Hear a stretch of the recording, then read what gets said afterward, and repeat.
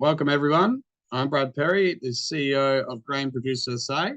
We're holding this second webinar today to discuss the current proposal to change the collection method and rate of the Grain Industry Fund and the Grain Industry Research and Development Fund. I'll apologise in advance about my raspy voice, but seems to be the sign of the times at the moment with this weather. This afternoon, we'll hear from both GPSA's Chair, John Gladigau, and SAGIT Chair, Andy Barr, who outline some of the reasons behind these proposed changes. And we'll also hear from Nick Hillier and Sam Trengove on GPSA and SAGIT projects. We'll then open it up for questions in a Q&A session.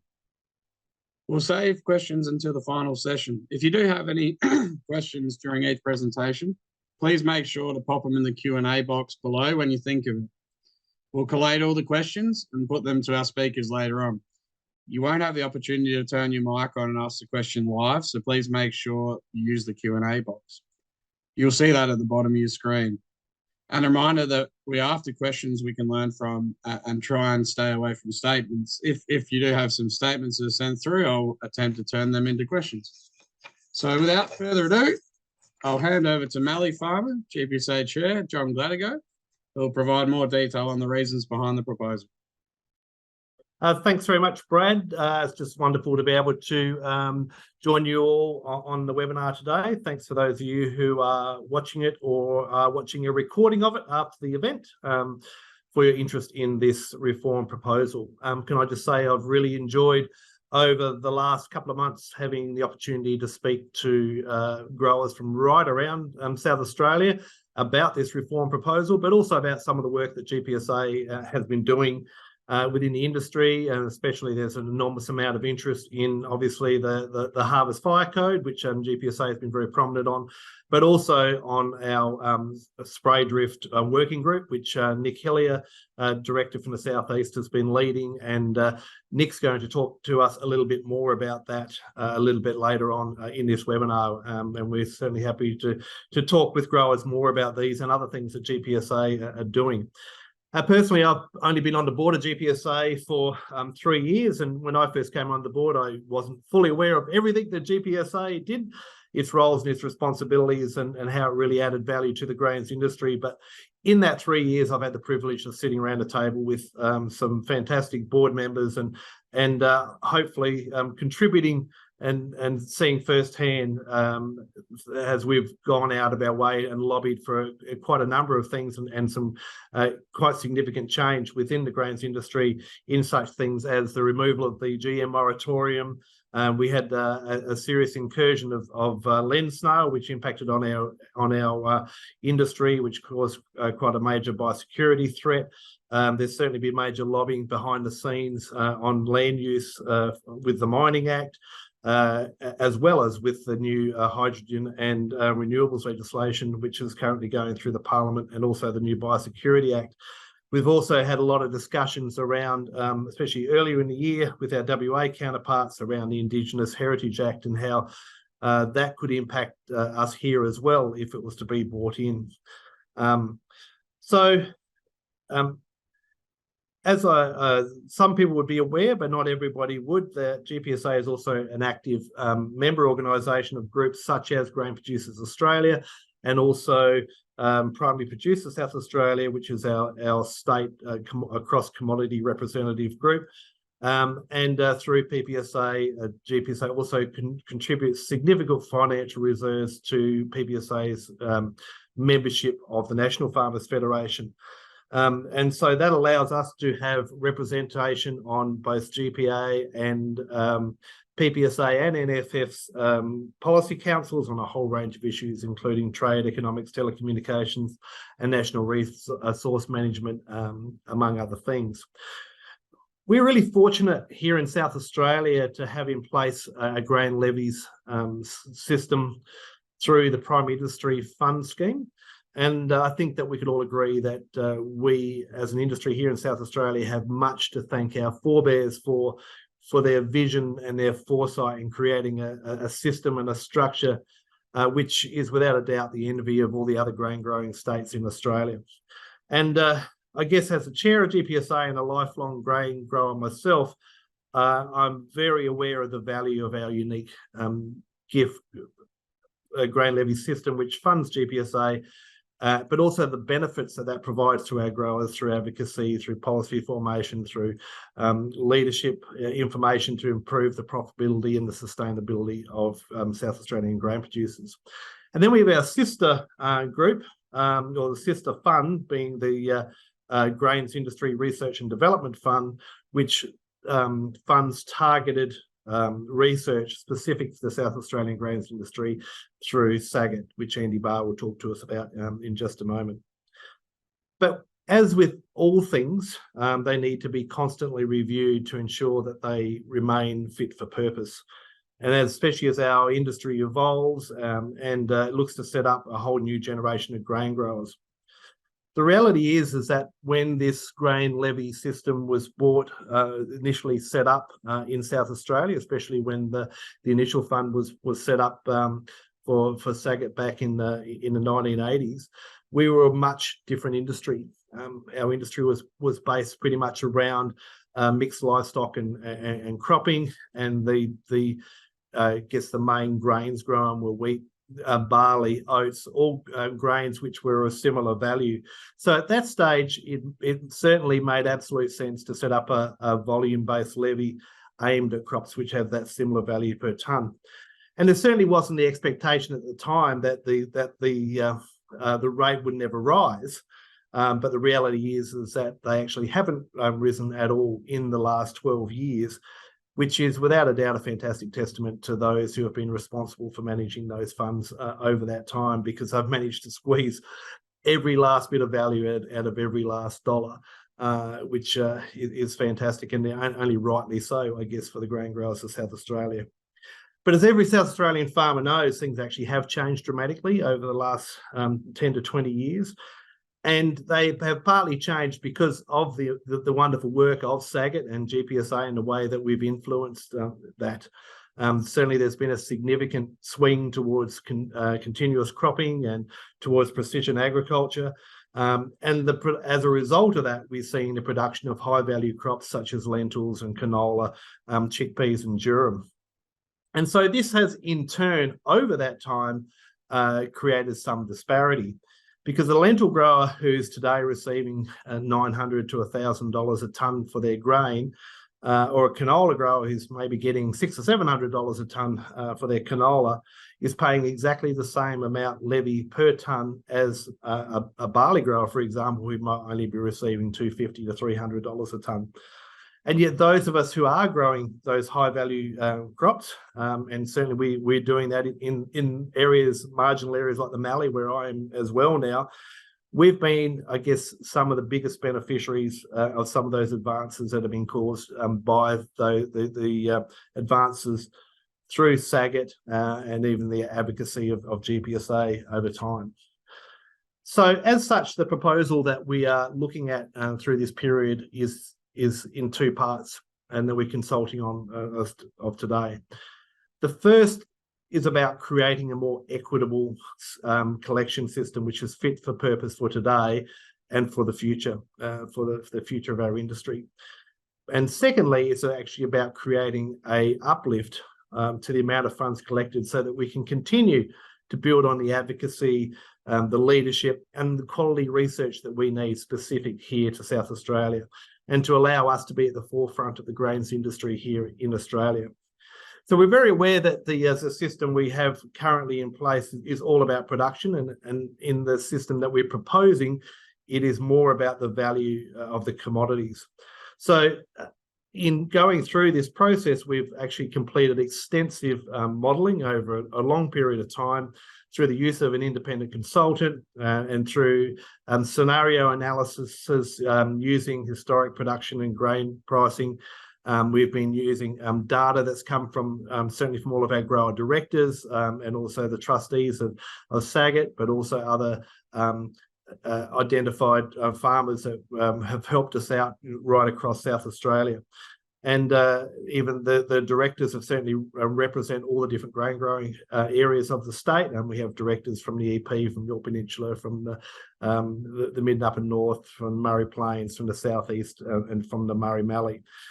And let me tell you right now that not one of us wants to be paying $1 more in levies or money coming out of our pocket than what we need to.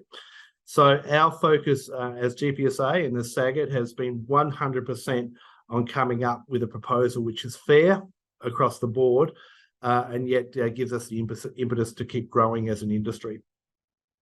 So we're obviously in a period of very high grain prices at the moment, especially over the last couple of years.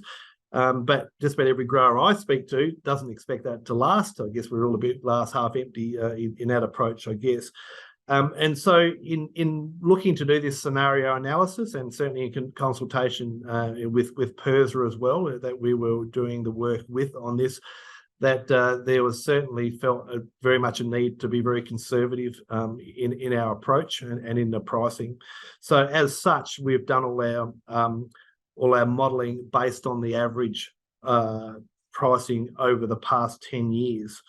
So on that basis, the independent modelling showed that by setting the GIF, which is the money which ends up going to GPSA for advocacy, by setting that at 0.1%, and the GIRDF, the Grains Industry Research Development Fund, which goes to SAGIT at 0.12%, it would mean that they would, based on those 10-year average numbers, would rise by 8.5 cents a tonne and 4 cents a tonne, respectively. So that's a joint increase between the two funds from the current collection of 50 cents a tonne to 63 cents a tonne, based on that 10-year average figures. Now, certainly lots of people have asked us to do or provide modelling, I guess, for right across the state, so we can compare regions and compare. So we've got direct comparisons of what it would be compared to what it has been. But the reality is this is a really difficult thing to do and not a fair comparison, as the result would actually be different from farm to farm, from region to region, depending on enterprise mix and the prices that are achieved. The reality is, though, that those with much more high value proportion of high value crops will be paying more. But it can be argued that they also have potentially benefited far more than others from changes to the production systems, and so I guess have the capacity to contribute a little bit more. Whereas those in the more traditional cereal pasture rotations will be affected the least. So calling a spade, at the end of the day, in the current system, a lentil grower is currently paying 20 cents a tonne. If the proposed system were in place and lentils were $900 a tonne, they'd be paying 90 cents a tonne, which you can say is significantly more. On the other hand, if barley prices dropped significantly and a grower had a poor year and had poor quality and was selling barley for $150 a tonne, for example, under the current system, they would be paying 20 cents a tonne, the same as the lentil grower. Under the proposed system, they'd only be paying 15 cents a tonne. We believe that this is a far more equitable system going forward. So remembering that this proposal would only come into place from the 2024-25 harvest, and of course we have no idea where grain prices will be at that time. So we're trying to work out what we believe would be the fairest and most equitable.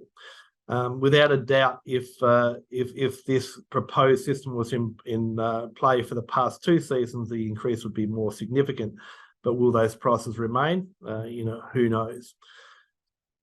Certainly, the GPSA board is very much fully focused on using those levy funds wisely for the benefit of the industry, and we believe that an uplift in a contribution to GPSA has never been more important.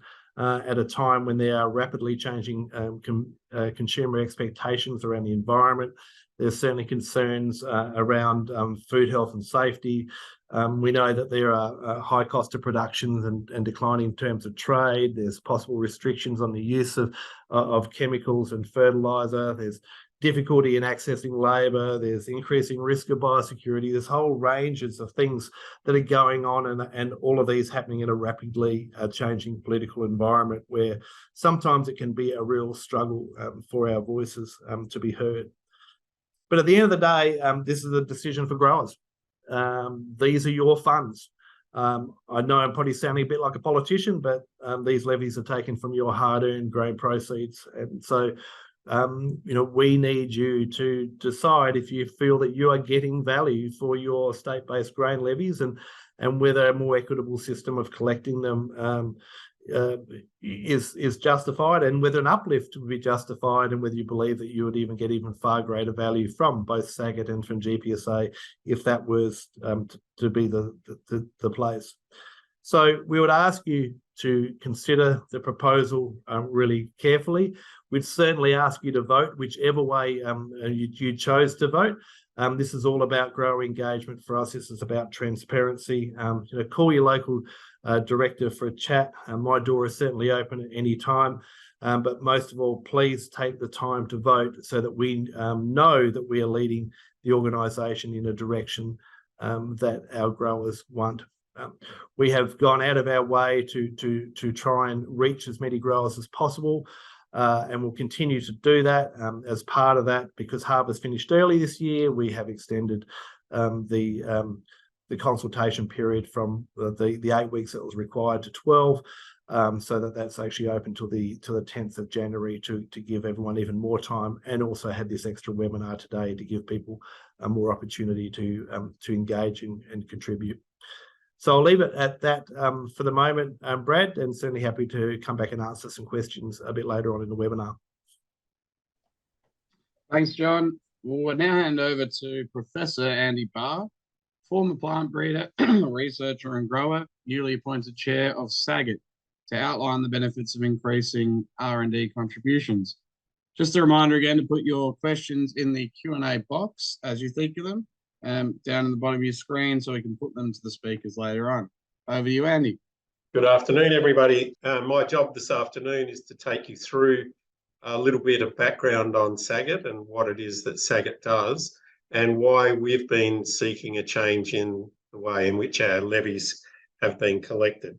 So I won't go through the slides word for word. I'll just pick the highlights out. But SAGIT basically is a small research fund, and we typically have in the range of $2 to $3 million per year to invest in parochially South Australian relevant R&D and also extension and education.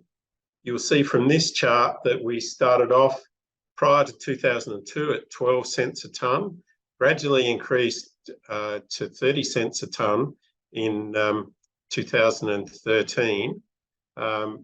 You'll see that now that raised in a big harvest last year, just under $3 million, but typically we invest closer to 2.5. So what is it that we invest in? We try and collaborate with other research partners like GRDC, the Soils CRC, the South Australian Drought Hub, and the South Australian Sheep Industry Fund. We work anywhere from secondary schooling through to tertiary education, to early career development for agricultural researchers and extension workers, through to funding research projects in all aspects of agricultural science. To give you some practical examples of that, the sorts of things that we can do is, because we're small and nimble, last year there was a problem, particularly in the mid and upper north, with white grain disorder. That only happens about every 10 years. So while that disease was prevalent, we were able to fund a project with SAGIT to better understand white grain disorder and to, I guess, put some science behind what that condition means for growers and our markets. We have invested significantly in what we call capacity building. So we fund early career interns, and we also try and fund the agricultural science students to look at their opportunities for careers in agriculture in South Australia. This year we funded the secondary teachers, ag science teachers lead teacher, and her role has been to visit all the schools around the state that teach ag science and help get ag science in secondary schools at a higher profile and at a higher standard.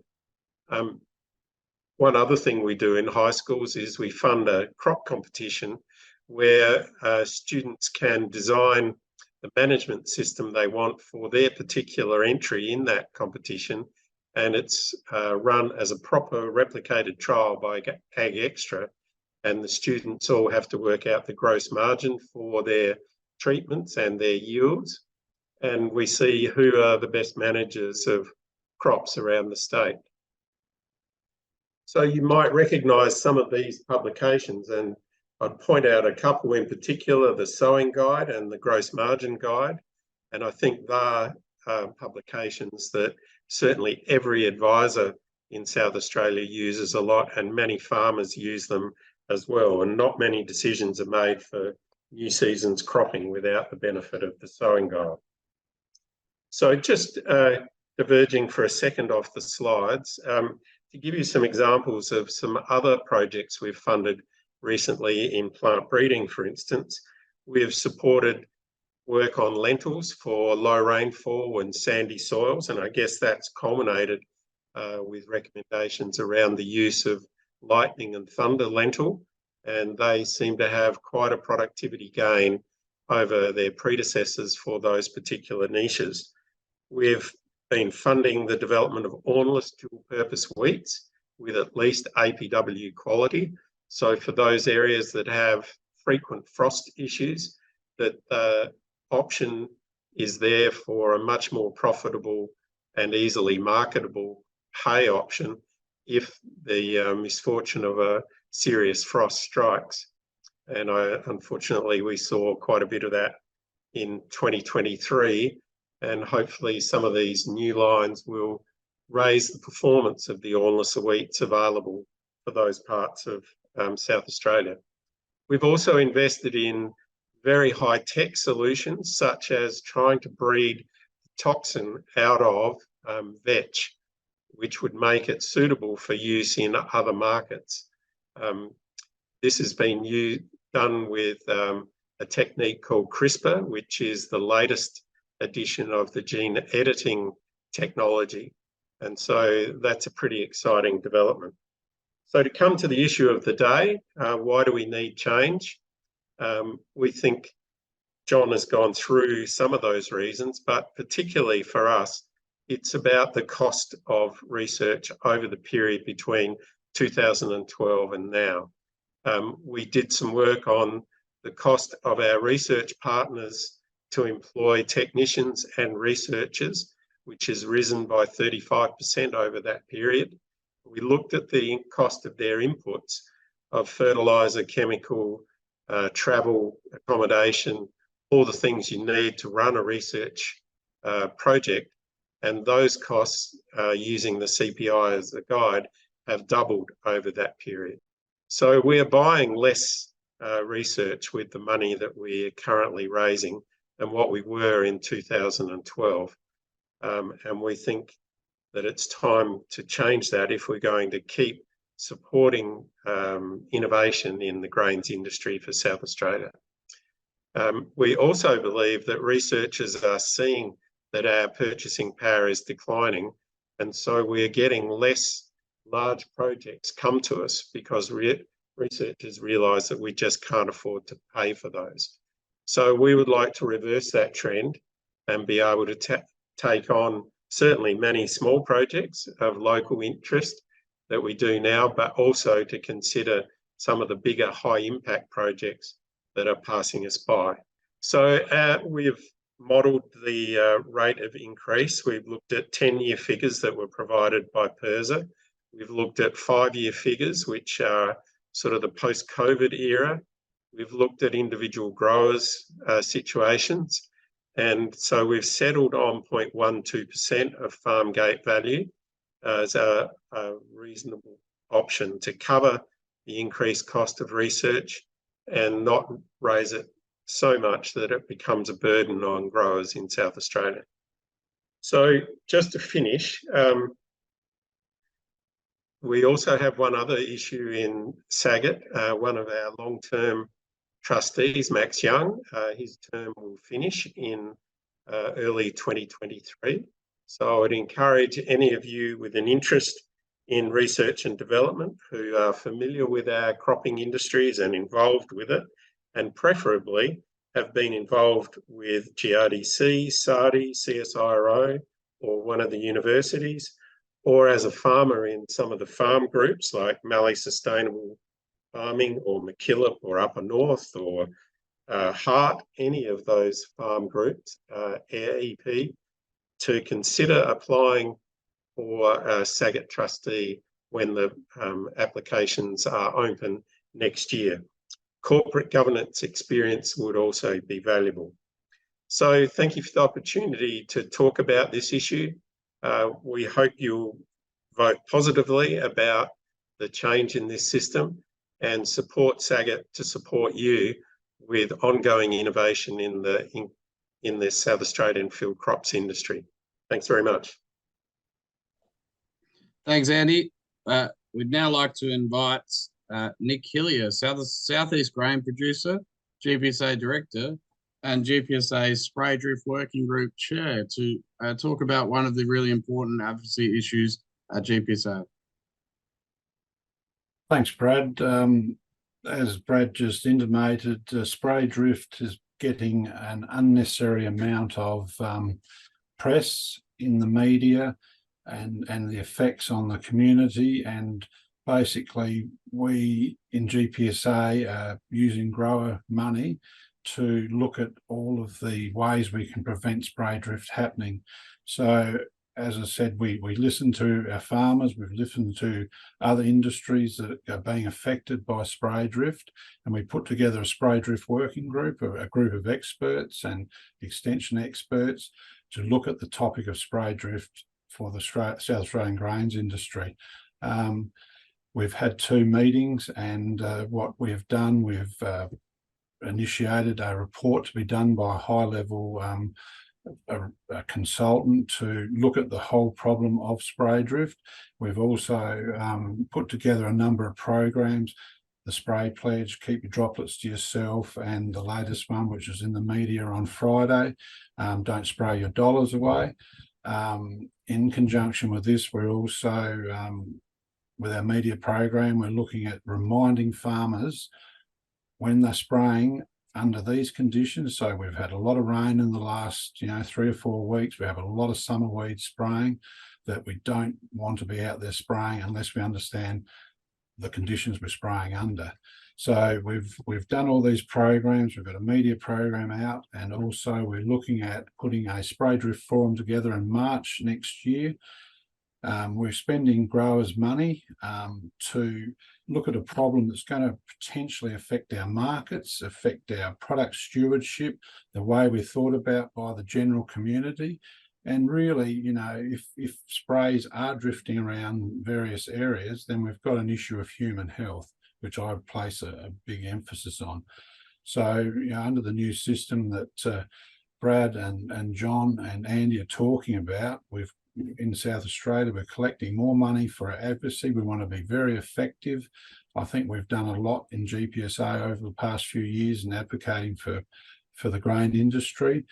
We've got a lot of issues coming up, and spray drift is one of them. And I believe that under the new system, having the value proposition is a far better way and a more equitable way to get more money into advocacy for what we do at GPSA, and also what Andy and his group do with SAGIT.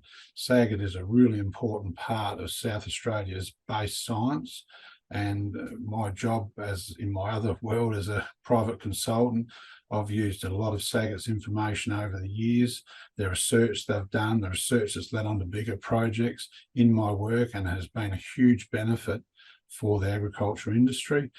So look, getting back to spraying, spraying is a very important part of our farming. If we lose that right to spray, or we are restricted, then it makes farming more difficult.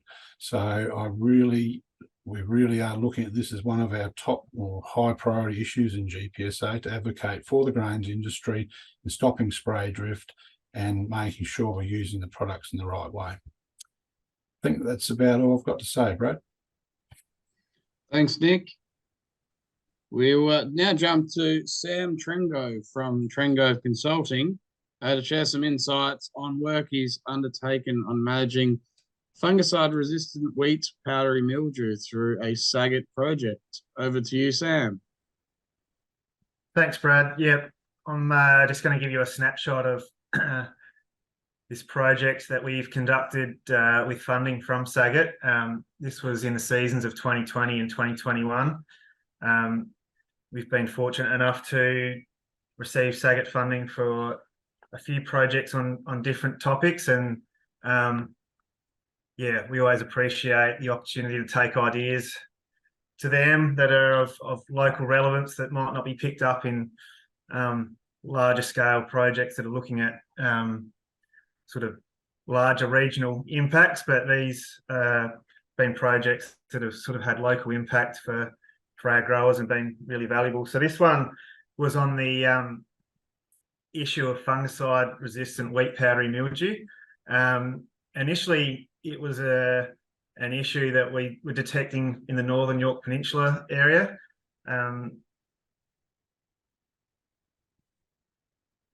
That slide changed, all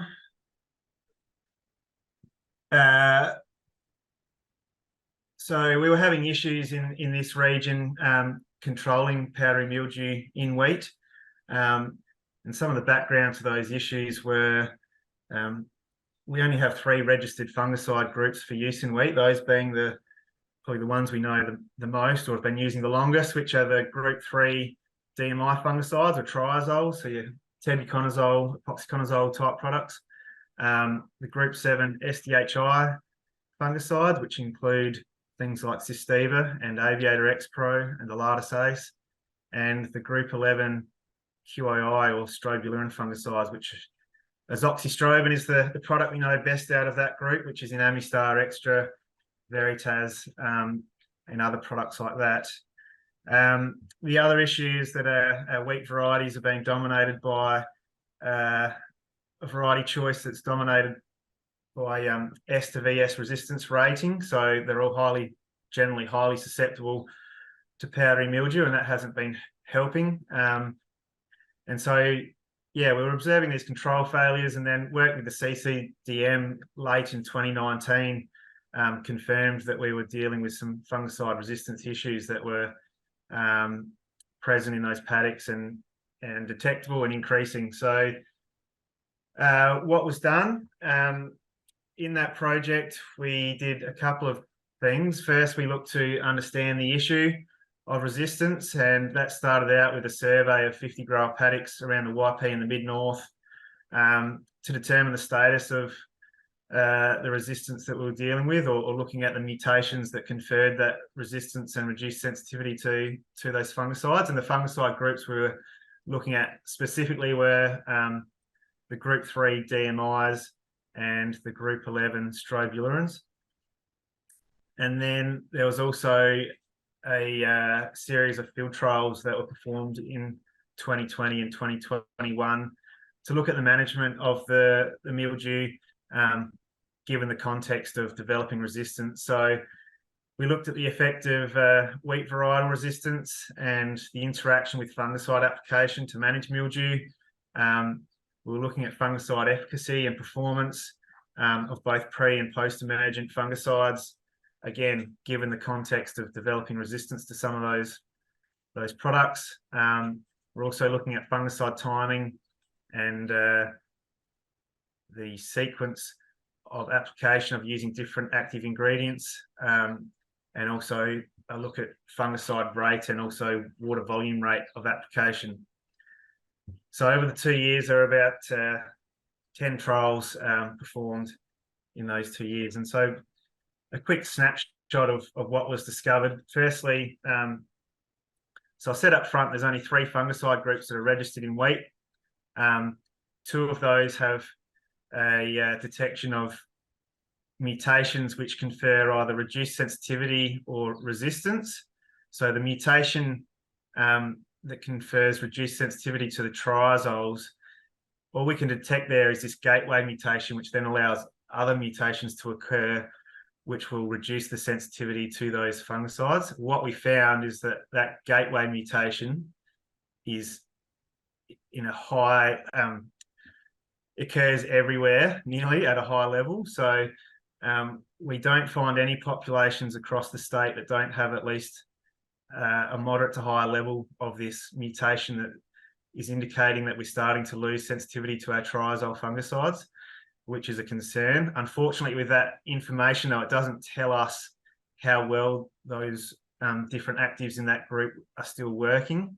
And so it's an initial indication that there's a problem, but it's not telling us how big or how bad that problem is. And there's some more work that needs to be done there. The second one is the mutation, which indicates resistance to the group 11 strobilurins, the azoxystrobin type product. And in this case, if you have that mutation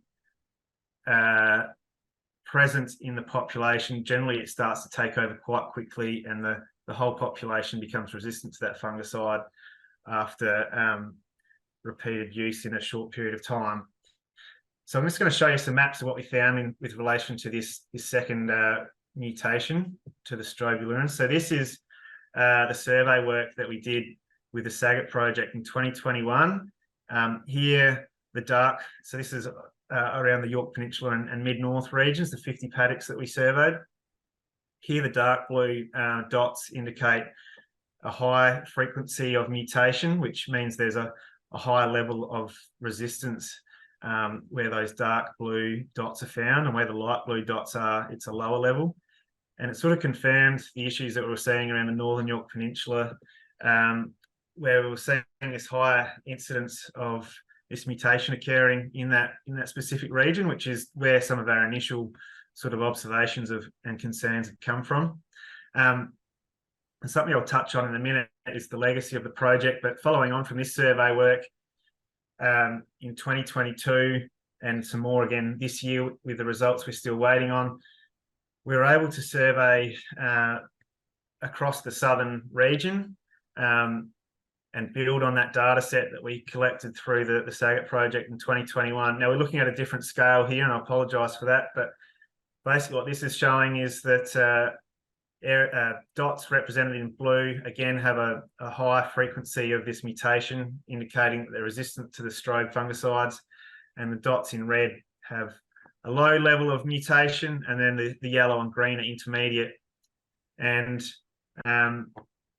this area of the northern Yorke Peninsula still is showing sort of this intermediate level of resistance, but we can see that further east, coming in areas of Victoria, there's paddocks where 100% of the mildew population has that mutation and is completely resistant to those strobilurin fungicides. So that's, I guess, allowed us to look at the issue on a broader scale. Other things that we've discovered through our field trials, varietal resistance has a big impact, and it doesn't need to be a highly resistant variety, but if we could move from varieties that are S to VS like Scepter into varieties that are MSS or MS level resistance, then we could have a massive impact in reducing the mildew inoculum. And in those varieties, we found that it's rarely responsive to fungicide use for mildew control. So unfortunately, we don't have many varieties with that level of resistance, though. There's a few new entries coming into the variety choice now that might help with that, but in the past 4 or 5 years, most of the elite yielding varieties have been rated S to VS, and that's been part of the issue. What we found in our trials was those varieties that are S to VS rated locally on the northern Yorke Peninsula, they were commonly losing up to 0.7 tonne per hectare in yield if an appropriate fungicide strategy couldn't be used. But finding that appropriate fungicide strategy has been really difficult because, as I said, we only have had 3 registered fungicide groups. 2 out of those 3, the group 3 and 11, I've touched on, have increasing levels of resistance starting to occur. And we're expecting that the group 7 SDH high group would be able to step in and fill the void for those other fungicides. But as we found through our trial program, powdery mildew is not a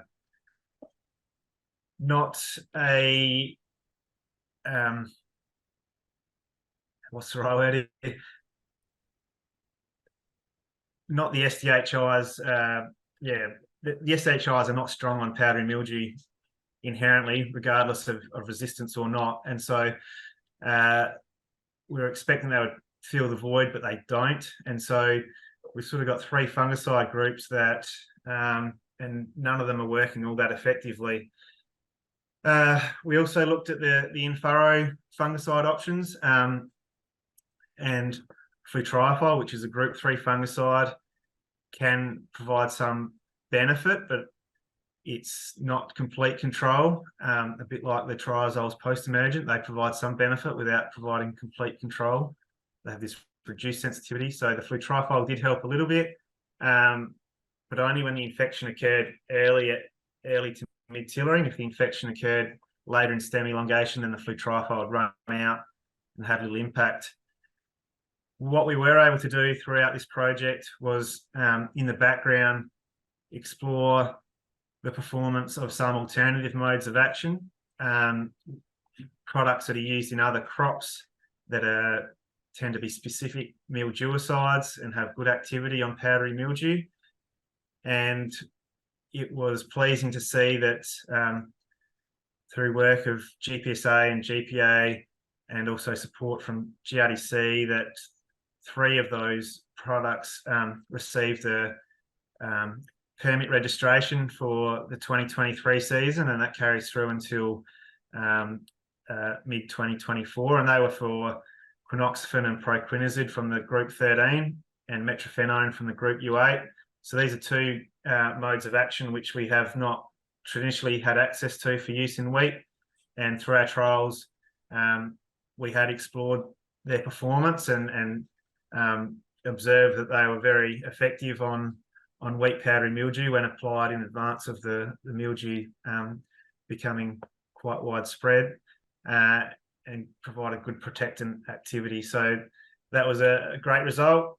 A legacy of the project is that following the SAGIT project from 2020 to 2021, GRDC investment followed to expand the reach of the work across SA and Vic, with the methods in the SAGIT project used as a template for the new GRDC project, which has been running for the last 2 years, and generated some of that additional survey data that I showed before.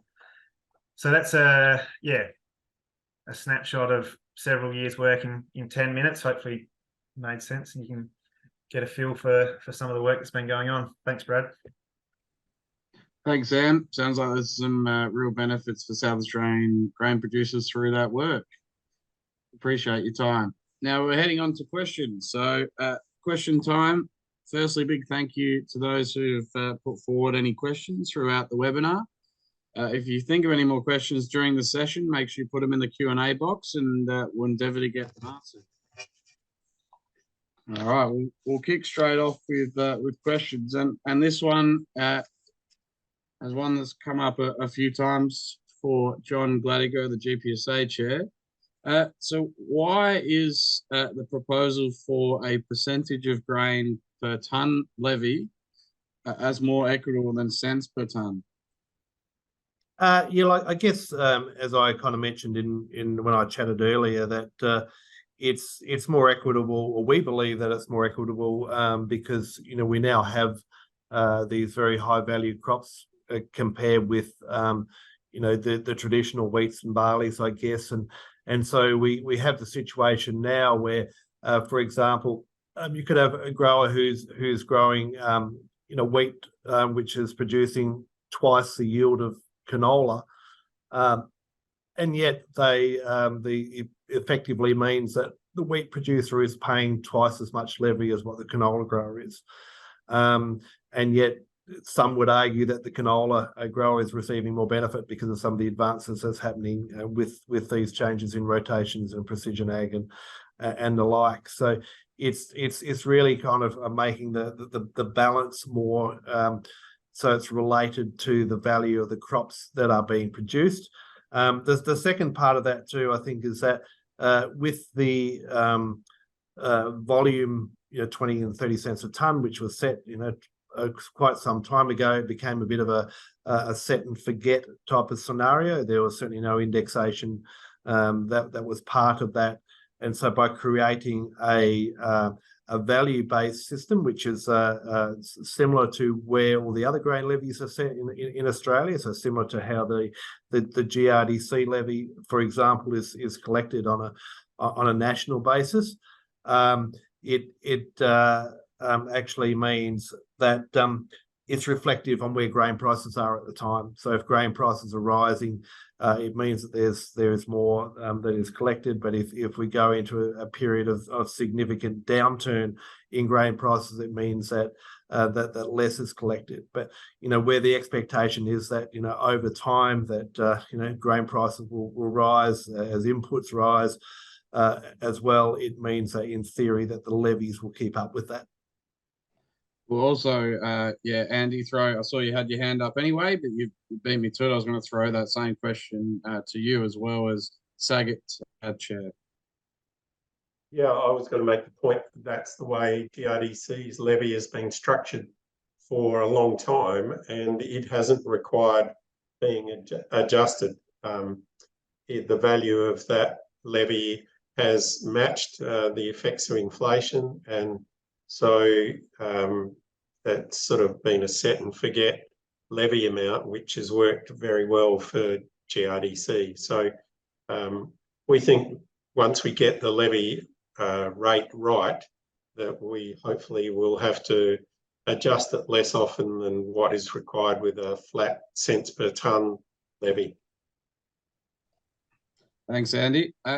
Just going back to you as well, can you tell us a little bit about the increased efforts by SAGIT to leverage more of the Grain Industry Research Development Fund in recent years?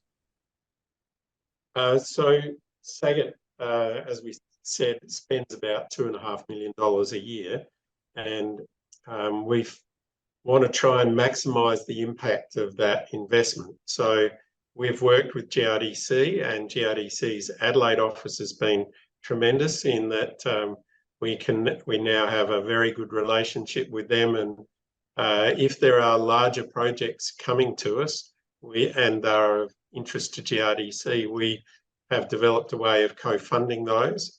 We've done similar things with the South Australian Drought Hub, and we're exploring how we can extend that model to other partners so that we can get the maximum benefit for the investment that the grain growers make. Thanks, Andy. Might just throw another one to you while we're here. RD&E investments, it's often difficult to see results in the short term. How is SAGIT measuring, demonstrating long-term success of these investments? So the types of investments we do are very wide-ranging. So I did mention earlier that we have invested in early career research development and high school impacts, high school education projects. So the way we've followed up on those is that the interns that we've funded, for instance, we have got them back to SAGIT to present to the research community what they've done since they completed their internship. And the good news on that front is that most of the interns that have been funded through SAGIT have stayed in the grains industry and are now recognisable faces around the grains industry of South Australia. And one of them, for instance, works for Sam Trengrove right at this minute. A number of others are in farming systems groups, and some of them in commercial agronomy services, and are having an impact. So certainly we follow up on that. With the lead ag teacher, for instance, we follow up on how many schools are doing ag, and we will follow how many students are enrolled in ag as a measure of how the investment is tracking. So for every investment we do, the appropriate follow-up is quite different. With our plant breeding work, for instance, we look at whether we are getting a product that comes to market.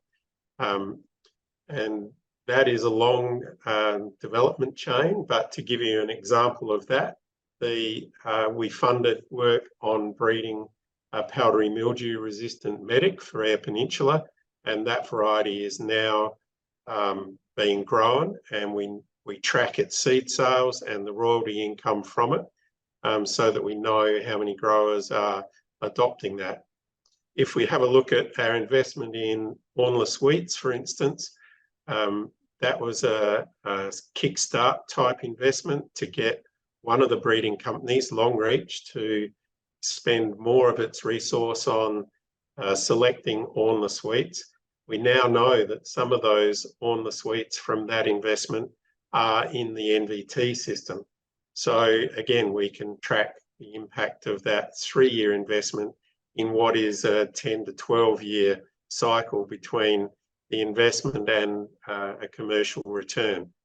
So yes, we are very cognizant of seeing what the returns are, but every project has a different way in which we assess its impact. Thanks, Andy. We're going to throw back to John. Why do we need more advocacy effort? What are the major challenges ahead that you see? Well, there are always more and more challenges with advocacy on the way through. I think one thing that GPSA is very, very conscious of and is right at the forefront of everything we do is not being reactive to those challenges and to the things that are going on around us, but rather being completely proactive on the way through. We don't want to have to be told what to do by governments or as far as compliance. We actually want our growers to have a full understanding of the issues that surround us and to have ownership of those issues and to have solid input into creating positive solutions and results going forward. I think some examples of that certainly are the Harvest Fire Code, for example, where grain growers in South Australia have taken that harvest code and made it their own, have taken full responsibility for it, have basically gone above and beyond what's actually required in that code to ensure that their farms and their communities are kept safe and are looking to do that even more going forward. And I think we're seeing the results that even in this harvest again, which we continued the code which has been in place and running safely for the last 10 to 12 years, and basically had another safe period, but still allowing farmers to be harvesting in good conditions all the way through, and in conditions that are sometimes just vary from farm to farm and from region to region, and controlling it ourselves. I think the whole spray drift issue is another where we don't wish to just sit back and wait for the problems to occur around us, but through the work that Nick was talking about just before, with the formation of our spray drift working group, looking at how we can be completely proactive and create solutions going forward before those problems actually occur. And so by doing that, it's not just by working with our grower base, but also by working with others that have a huge impact on this, including the people who are selling the machinery, for example, that the machinery that's been delivered to farm is not only fit for purpose, but those that are selling them actually completely understand the way in which they're going to be used and how we can minimise the issues that happen on farm. To the chemical resellers, to ensure that they actually fully understand the modes of action of the chemicals that they are selling to farmers and the impacts of them going forward. In not just working with grain growers, but working with grape growers and others that are affected by spray drift, so that we can come up with solutions together going forward. But we actually want our growers to own our own responsibility, to actually to own the decisions going forward. And so I think that's our focus in all the challenges that we see. I think another one which I briefly mentioned before is that we saw the impact of the Indigenous Heritage Act in WA and how that was affecting WA farmers when that was brought in July this year. As GPSA, we had very proactive discussions with our counterparts in WA, looking at if that were to come into South Australia, what it would mean, but probably even more so what we needed to do to influence our decision makers in South Australia to ensure that if there was going to be any changes to our Act, that it would have that we would have impact, we'd have input into that we could actually take some responsibility for that as well, to ensure that we do protect the Indigenous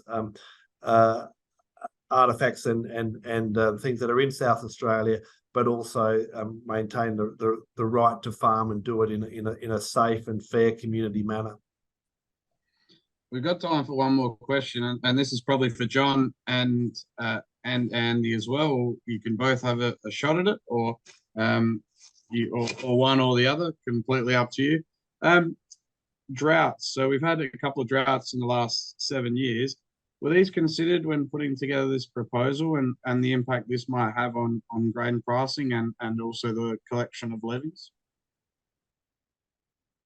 I can have a crack at that if you like, John. Yeah, we looked over 5-year and 10-year periods, and there are 2 droughts in the 10-year period we looked at and 1 in the 5-year period we looked at. SAGIT has a method of managing drought impacts on the research community, as well as the way in which we collect the levies. Our income certainly goes down in those years, so we try and buffer that by holding a reserve, which we invest in various instruments, so that when we get a low income year for the South Australian Grain Industry Trust, we draw into our reserves so that we can continue to fund research and make sure that we don't lose researchers from the research community by being unable to get them through a drought period. The other thing that we do is that when we fund a project, we set aside the budget for the entire period of that funding. Our projects can be 1, 2, or 3 years in duration, but whenever we fund them, we fund the entirety of it, so that that project knows that its funding is assured for the entirety of the engagement.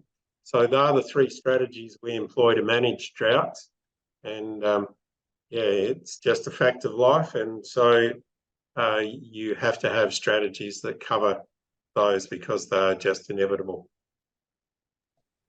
Yeah, thanks, Andy. Off the back of that, I think it's a similar approach with GPSA. Certainly, during times of drought or significant, financial or other times like that, advocacy and the type of work that a GPSA does and the need to be engaging with growers is probably even stronger than what it is during the perceived good times. And so we certainly need to have that at the forefront. And as Andy mentioned with what they do in SAGIT, certainly as GPSA, that we ensure that we have some reserve funds that are set aside to ensure that we can get through without the quality of the advocacy and the work that we do. We don't wish to be diminished during that time. So I guess that's part of why we have skills-based boards and the appropriate people in place to try to ensure that we get that right. Certainly with the proposed change to the way that the levies would be collected, it does change probably those up and downs a little bit more. And it's up to us as boards and as trustees to ensure that we manage that appropriately going forward. Thanks, Andy. Thanks, John, for that last question. Answer to the last question. We've reached the end of our webinar, so can you please join me in thanking our presenters this afternoon? John Gladigau from GPSA, Andy Barr from SAGIT, Nick Hillier from GPSA, and Sam Trengo from Trengo Consulting. On behalf of GPSA, I'd also like to thank you for joining us this afternoon. Hope it's been very informative for you and you managed to get the information you're after. Don't forget to submit your feedback in the short survey or vote before the 10th of January 2024. We put the link in the chat box so you can find it there. Wishing you all the best for the rest of the festive season and the new year. Thanks again for joining us.